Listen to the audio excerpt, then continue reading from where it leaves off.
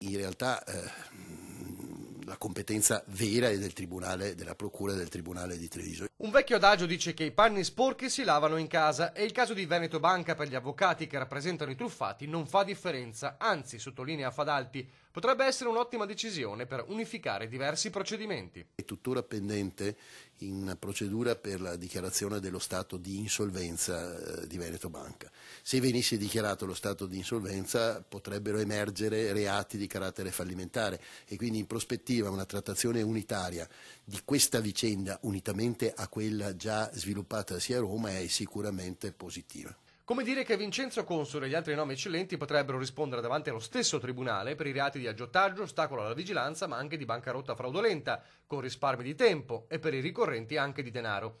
E proprio sui tempi l'avvocato non crede che lo spostamento della capitale a Treviso significhi maggiore possibilità di prescrizione dei processi per scadenza dei termini. C'è sicuramente un rischio di prescrizione per i fatti più vecchi.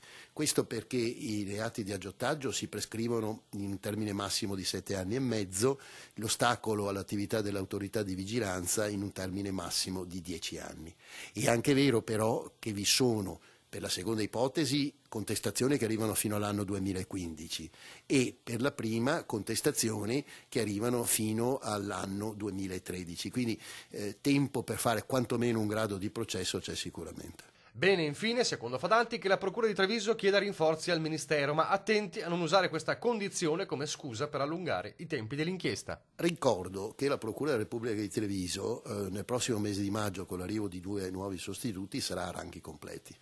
E ci sono, per quello che io ho potuto valutare personalmente, tra i sostituti diciamo più giovani, quelli che sono arrivati più recentemente, delle persone che sono assolutamente capaci e qualificate per supportare l'esperienza del dottor De Bortoli.